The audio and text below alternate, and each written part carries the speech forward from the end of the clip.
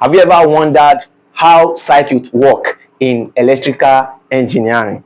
Welcome to circuit theorems. And under circuit theorems, we are going to consider various theorems such as Kirchhoff theorems, the maximum power transfer, and the Thevenin's theorems, the superposition theorems, and so on and so forth. All right, so we are going to start with Kirchhoff theorems. All right, this Kirchhoff theorems, it was introduced by a German physicist whose name is Gustav Robert Kirchhoff. This is the spelling for the Gustav. All right, Gustav Robert Kirchhoff. All right, Gustav Robert. Then Kirchhoff. You can already see the spelling of Kirchhoff on the board. So this German scientist introduced this law in the year 1847. In the year 1847. So take note of that. All right. So this Kirchhoff theorem is divided into two. We have the KCL and the KVL. KCL simply means Kirchhoff Current Law, while KVL simply means Kirchhoff Voltage Law. All right, so we are going to start with KCL. All right, now you must note that this KCL is also known as Junction rule.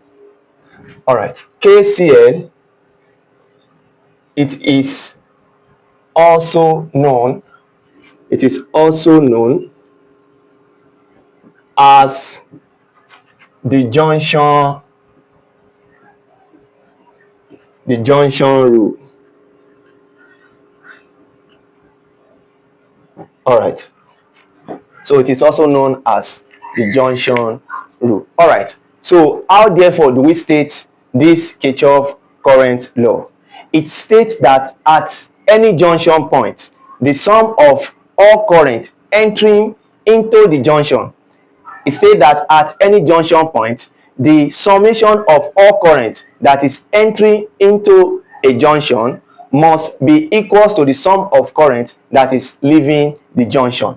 All right, if we have something like this, we know that this is a junction. Let's call this junction A, and we have a current I1 that is entering, and we have current I2 that is leaving, and we have current I3 that is also leaving. So based on Kirchhoff current law, it states that at this junction, if you look at this junction, how many current that is going, how many current that is entering this junction is just I1. So the summation of I1 must be equals to the summation of the current that is leaving this junction. If you look at this junction, I2 is leaving, I3 is leaving. So it shows that the summation of current that is entering, that is the summation of current that is going in, must be equals to the summation of current that is going out. I hope you understand this. And if you look at the current that is going in, it's just I1. So you can basically say that I1 is equals to I2 plus I3. So this is what Kirchhoff current law is saying. So it states that at any junction point. All right, let's write that. All right. So it states that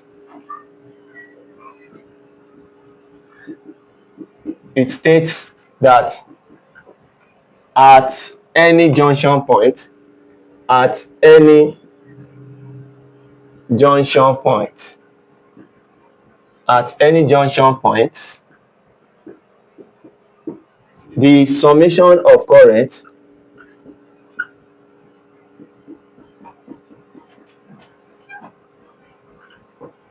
summation of current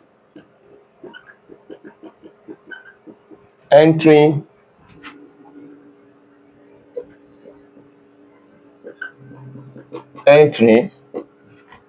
the summation of current entry must be equal to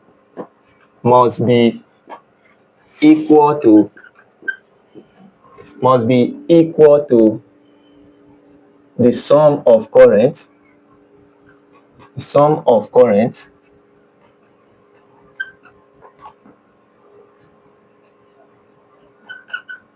the sum of current leaving. All right, so that's it. So that is how to state the Kirchhoff current law. All right, so I'm going to, okay, let's express this mathematically. So mathematically, we can say that the summation of current that is entering must be equal to the summation of current that is going out. All right, so mathematically, this is basically what this Kirchhoff current law is all about. All right, so again, before we dive into some other aspects, again, maybe you have come across this. They will say the sum of current is equals to 0. All right, basically, what is here is also the same thing as this, but you must just understand what they are saying here. Now, what they are saying here is that all the summation of current, do you understand, at a particular junction must be equal to 0. All right, just like that one that I showed you the other time. We call this junction A, and we call this I1, we call this I2, and we call this I3. Now, if you look at this junction, the sum of current at this junction A, the sum of current at this junction A, now the one that is entering, let's call it positive, while the one that is leaving, let's call it negative. Do you understand? All right, so this one that is entering here is going to be I1, while this one that is leaving is going to be I2, that is negative I2, and this one that is also leaving is going to be negative I3. Everything will be equals to 0. I hope you understand. So this summation of current equals to 0. This is the interpretation. Why the summation of current that is entering equals to the summation of current that is going out is this. So we can say that I1 will be equals to I2 plus I3. So if you are reading and you come across this or this, they are saying the same thing. I hope you understand that. All right, now, so let me draw two diagrams for us to further explain this Kirchhoff theorem. So, all right, so here is the two diagrams. So we are going to apply Kirchhoff theorem here. All right, that is the KCL. All right, so if you look at this junction A here, now if you look at this, I1 is entering, so we are going to say the only current that is entering here is just I1. So we are going to say I1 will be equals to the sum of current that is leaving, which is I2 plus I3. So that is how to go about that. All right, so let's come to junction B. If you look at the current that is entering into this junction B, we have I1 entering, I3 entering, I1, I2, I3, I4, and I5. All right, so I1 is entering, I3 is entering, I4 is also entering. So it means that we are going to say I1 plus I3 plus I4 will be equals to I2 is leaving, I5 is leaving. So I2 plus I5. All right, so that is how to apply Kirchhoff current law. All right, so we are going to move into Kirchhoff voltage law. I hope you understand Kirchhoff current law. You can drop that in the comment section. All right, so we are going to dive into Kirchhoff voltage law. All right, so when we say KVL simply means Kirchhoff voltage law, and it is also called the loop rule. It is also called the loop rule. All right, KVL. All right, it is also called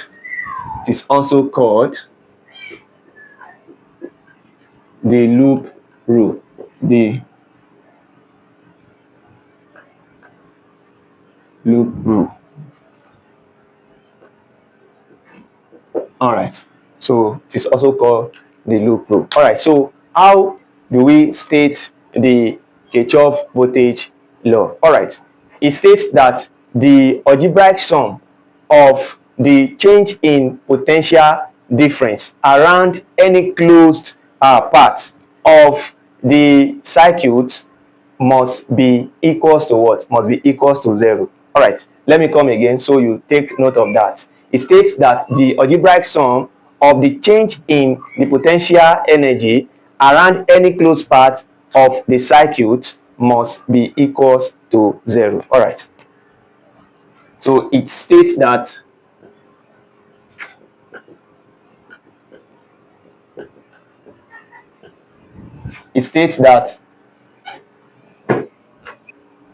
so it is called the loop rule, and it states that the algebraic sum of the change in potential difference, take note PD, when we say PD in engineering or in physics, it means potential difference around any closed loop must be equals to what? 0. All right.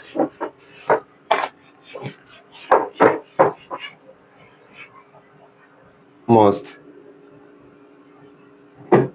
be equal to 0. All right. So, and you need to note that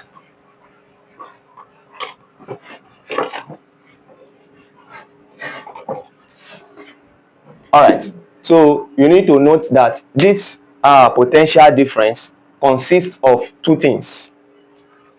It consists of note. You have to note carefully that PD consists of the EMF and IR. That is, IR means voltage, right? All right. So what is the full meaning of EMF? Electromotive force. All right. So it therefore means that the mathematical expression for the Kirchhoff Voltage Law can be expressed as the summation of EMF denoted by E plus IR should be equals to 0. All right. So this is all about the Kirchhoff Current Law and the Kirchhoff Voltage Law. So stay tuned as we dive into the key part, that is key point that you need to note when it comes to Kirchhoff theorems. All of these key points is what we are going to apply to solve complex questions, that is numerous questions under Kirchhoff theorems. And mind you, don't forget that our structured material on circuit theorems is available on our platform. You can click the link in